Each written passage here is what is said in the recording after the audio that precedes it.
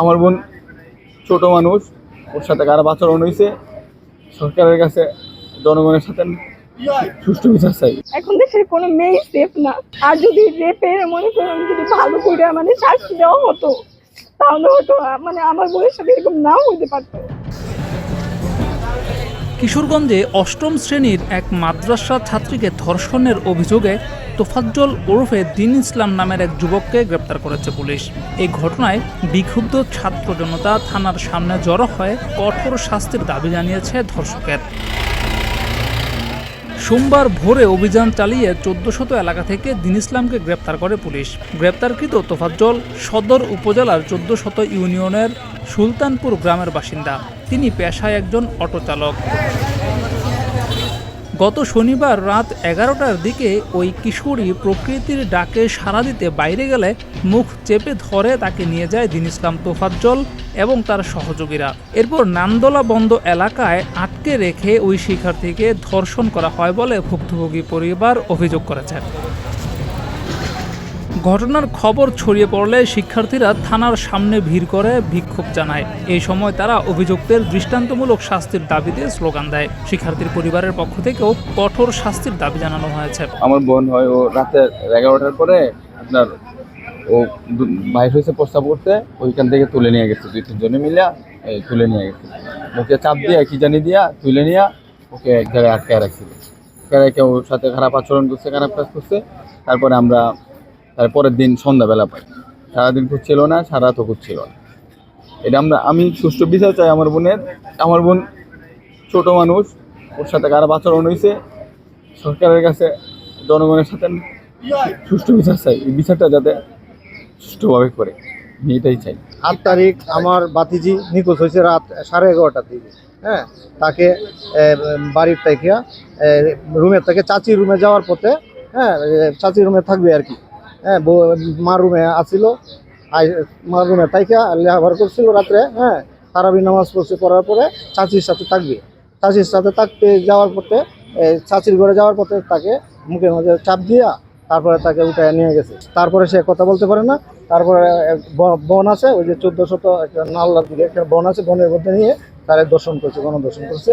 হ্যাঁ, ৩-৪ জনের মতো বলছে। আবার ছেলে আমার কাছেও বলছে, যে ছেলে ধরছে সেও বলছে আমরা আরো ২ জন আছি কথা বলছে। আমরা চাই এটার সুষ্ঠু কাছে। হ্যাঁ, এই পর্যন্ত মানে যা দেখতেছি দেশের অবস্থা মানে খুবই খারাপ। যার যে আমার বোনের সাথে এরকম হয়েছে ওরকম তো না। হ্যাঁ, প্রত্যেকটা মানে এখন দেশের কোনো মেয়ে সেফ না। আর যদি রেপের মনে করেন যদি ভালো করে মানে শাস্তি দেওয়া হতো তাহলে হয়তো মানে আমার বোনের সাথে এরকম নাও হতে পারতো।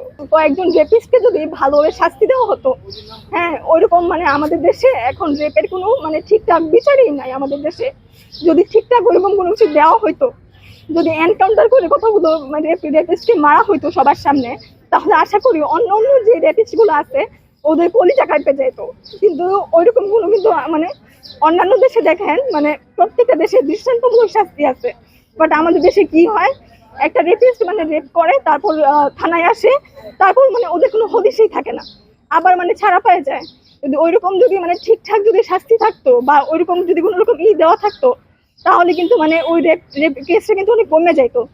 তো আমি চাই মানে রেপের যে বিষয়টা ওইটা সুন্দর করে একটা আইনের আওতায় আনা হোক, আর ভালো করে মানে ওদের যাবজ্জীবন শাস্তি বা মৃত্যুদণ্ড।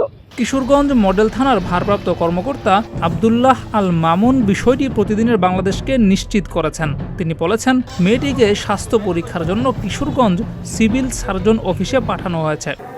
গত ৯/৩/২০১০ রাত্র 10 ঘটিকার সময় সংবাদ পাই যে ১৪শত দরবারপুর গ্রামে একটি মেয়ে ধর্ষিত হয়েছে। তাৎক্ষণিকভাবে সদর সার্কেল স্যার সহ আমরা ঘটনাস্থলে যাই।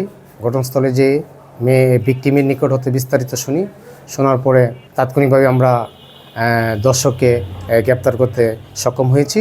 ভিকটিমকে মেডিকেল করে পরবর্তী আইনগত ব্যবস্থা নেওয়া হচ্ছে। আসামি আমরা একজন ধৃত করেছি। আসামির নাম হচ্ছে তোফাজ্জল দিন ইসলাম, বয়স ২৭। সে পেশায় কাজকর্ম করে, মাটি কাটে। আমাদের কাছে যেটা বলল, সে বলছে আরেকজন আছে, সে সহায়তা সে নিয়ে আসছে। না, এখনের তদন্তাধীন আছে। ভিকটিম নিজে স্বীকার করেছে যে 3 জন ধর্ষণ করে নাই, একজনই করেছে সে। সারা দেশে বাড়ছে ধর্ষণের ঘটনা, রাস্তা কিংবা বাড়ি, কোথাও যেন নিরাপদ নেই তারা। এমন অবস্থায় এই ধরনের ঘটনা মানুষের মনে ক্ষোভ এবং ভয়ের সৃষ্টি করছে। সবাই ধর্ষকের দৃষ্টান্তমূলক শাস্তির দাবি তুলেছে, যাতে এই শাস্তি দেখে বাকিরা ভয়ে এই কাজের সাহস না পায়। জিয়াউর রহমান, প্রতিদিনের বাংলাদেশ।